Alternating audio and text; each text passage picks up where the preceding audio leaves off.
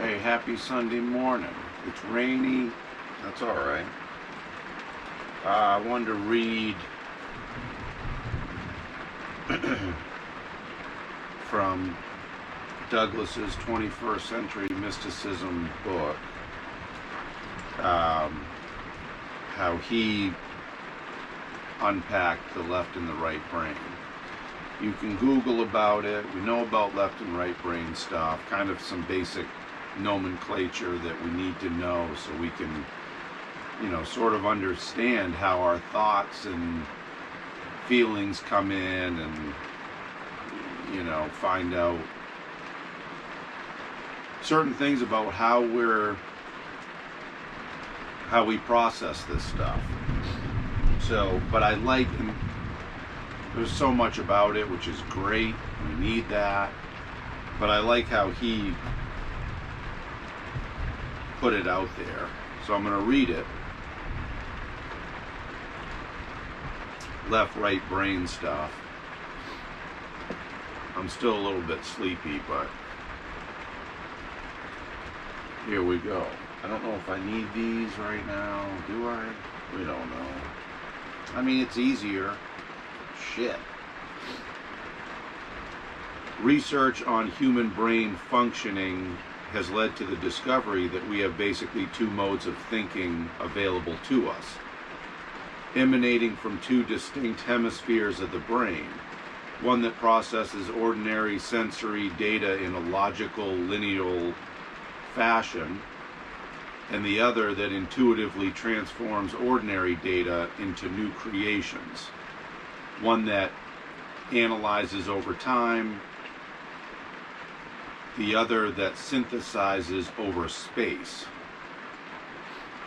Jay Levy, Caltech researcher, from him.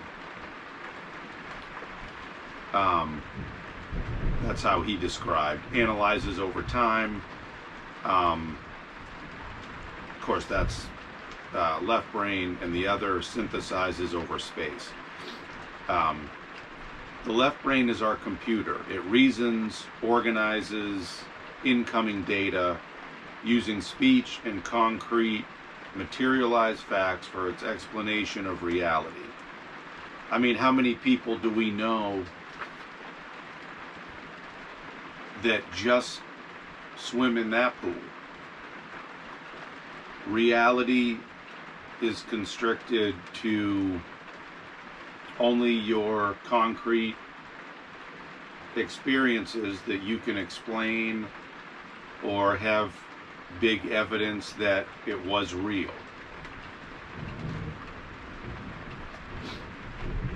A lot of people are hanging just in that area.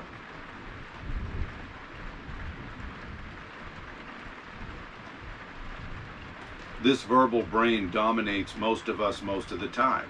Not because it's the best, but because it has been granted the seat of honor in most institutions of learning. It is the valued mode of thinking in the West. The right brain has been devalued, for it is non-rational. It sees in wholes. Something feels right or wrong. It cannot explain it. It thinks all at once. Yeah, that's right. That can be overwhelming. Has flashes of insight based on intuition and creatively involves with life through meditation, movement, creative inspiration, and intuition. It has been equated with negativity, femininity, emotionalism, the dark, and the moon. Whereas the left brain has been equated with masculinity, positiveness, the sun, rationality, and being conscious. Geez, talk about the opposite as far as the consciousness. I mean, you're conscious in that one little section of matrix of, what you can prove through the senses. And being conscious as though it is right and the right brain is wrong. The left brain controls the right side of the body, and the right brain the left side of the body.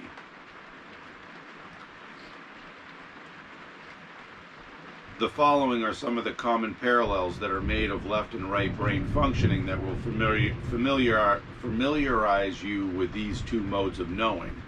And again, you know, this 21st century mysticism, you got to cover it. And but I'm reading this because it's good basic left-right brain stuff, and there's a couple pages to it. Anyway, so here's the attributes. Right brain emotes, left brain reasons. Right brain intuition, left brain intellect. Right brain yin, left brain yang. Right brain abstract, left brain concrete. Right brain dark, left brain light. That's funny. I never thought to put darkness to the right brain, but that makes sense. Right brain feminine, left brain masculine.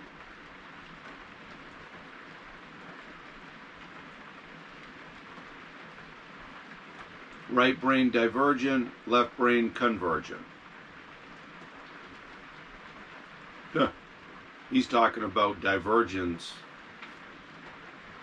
before it became popular amongst all of us. This was in the 90s. Personally, I like to talk about the word neurospicy. Little spice, get some flavor in there.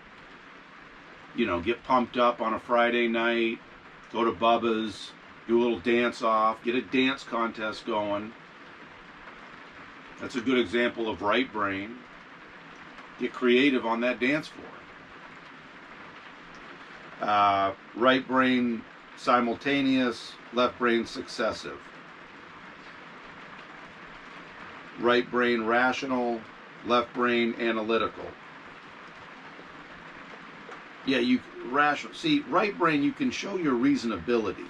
That's good. You got to have that. Right brain non-lineal, left brain lineal. Right brain subjective, left brain objective. Right brain multiple, left brain sequential. Right brain night, left brain day. All right. Inside each of our skulls, we have a double brain with two ways of knowing. The different characteristics of the two hemispheres of the brain have a dynamic role in our being able to effectively utilize altered states of consciousness for past life discovery. Each hemisphere gathers in the same information but handles it different. Yeah, the interpretation is, listen, that sky's the limit on that. 1. Often the dominant left hemisphere has a tendency to take over and inhibit the other half. Don't I know it? Especially among people in the Western world. I'm in the West. I relate to that. I got nipples, Greg. Could you milk me? I don't know why I'm thinking of that. The Fokker movie. This left hemisphere analyzes, counts, marks time, plans, views logically, and follows step-by-step procedures. A lot of military here. It verbalizes, makes sense, and draws conclusions based on logic. It is sequential and linear in its approach to life. God, how boring is that? This linear dick dancing, you know. All right, this happened. Well, that's proof. And then, wow, this happened. And then this happened. It's like, bore me to tears.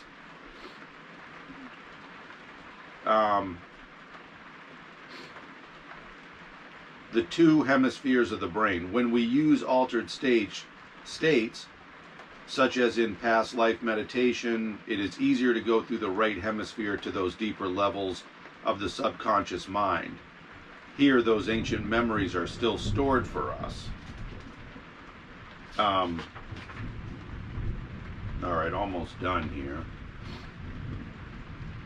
Again, so left, and then there's a picture. Left brain is verbal skills, logic, math, science, language, etc. Right brain is music, intuition, imaging, fantasy, art, etc. Just more examples of of these characteristics. Okay, last piece, I think. We don't want to get too sexy this early. Yeah, this is it. When applied to past life meditations, imagination triggers higher forms of intuition and inspiration. Very important. We open to a new understanding of the conditions of our lives. A physically and spiritually creative individual intuitively sees possibilities for transforming ordinary data and experiences into a new creation. Yes, it enables us to make new discoveries about ourselves, and it provides illumination that can free us from karmic cycles. That's huge, because we talk about the whether it's the Dolores Cannon ideas of the new earth and transitioning into that, and you can kind of see that happening, right? Where because of this, I'm going to read this again, fuck it. This is pretty good. When applied to past life meditations, imagination triggers higher forms of intuition and inspiration. We open to a new understanding of the conditions of our lives. A physically and spiritually creative individual intuitively sees possibilities for transforming ordinary data and experiences into a new creation. It enables us to make new discoveries about ourselves, and it provides illumination that can free us from karmic cycles.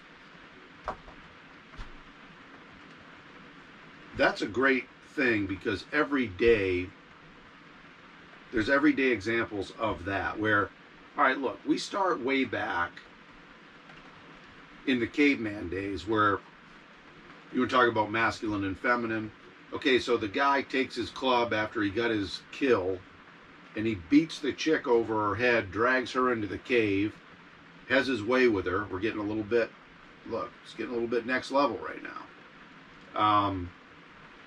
You know, these barbaric things that, you know, we used to do, thinking it's okay, because why? Our conscious mind, we can't, there is no reasonability, there is no rational mind, because we ignore everything because we're only in survival mode. That's left brain. The more we hang in survival mode, the more we're running in these karmic cycles. This is how I'm interpreting it. We run in these karmic cycles of fear, insecurity, anger, sadness, all of these things, and half of that we can't even dissect why we're feeling that, so we just bury it, move on to the next thing, because we're hungry, we're thirsty, we're tired, these basic, you know, things, and we're completely spun out of control. And the old physical, you know, vehicle is, it's just out of control. Okay, well, how are you going to have any progress with that? So you need to start incorporating the left-right brain experiences of things that work and that they don't work, willing to take chances in a responsible way, willing to have the guts to be yourself, submitting to the idea that you're going to be your own biggest critic, and that you worry about you and your actions more than most people worry about you and your actions. It's not all about you.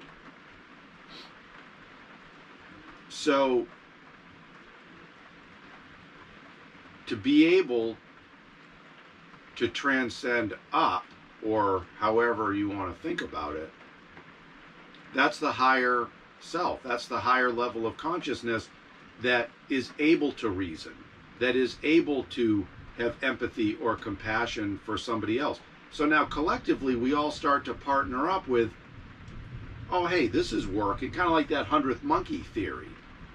You know, you got people in Africa doing this shit, coming up with better ways to process something, or better ways to coexist peacefully. And then you got people on another continent kind of doing the same thing without even comparing notes. So it's like this sort of reverb of information through whatever means. You can argue what that is, but um, this this this energetic intelligence of the collective, because all these good people out here, we don't want to see war, we don't want to see death and famine and destruction and the tearing down, the repressive, the going backwards, the de-evolution of things.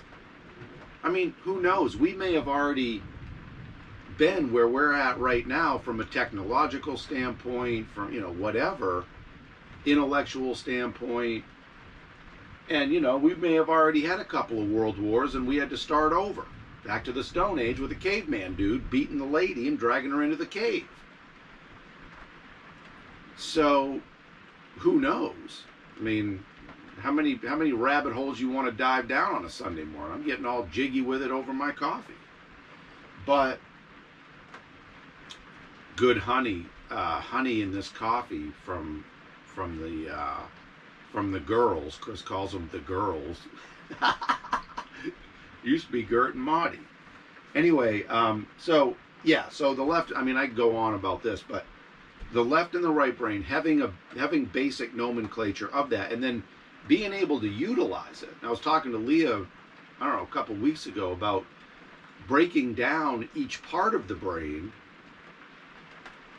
and having a conversation where you can apply daily life experiences to, for example, light and dark feminine, light and dark masculine. So breaking down different parts of each side of the brain is also very revealing, because it's a good exercise to use in discovering more of self and how you respond to things, how you interpret things, taking in information. Sometimes I look at people, how they take in information, mainly getting clued in on how they react or respond to it. Sometimes I don't know what's going on in their head. I'm sure people don't know what's going on in my head. Like, I don't understand why you responded that way. Or I know exactly why you responded that way. So, with people that or whatever. But other times I'm like, listen, I don't know particularly what's going on, but this doesn't seem good. Or, hey, this seems interesting, but I don't know what the hell's going on. Anyway, kind of going off this morning. But I like that. I wanted to read it. Freeing us up from the karmic cycles is, I think it's pivotal. Just like energy manipulation, pivotal. And anyway, so it's Sunday. A lot of rain, a lot of clouds, but that's all right. We're working it.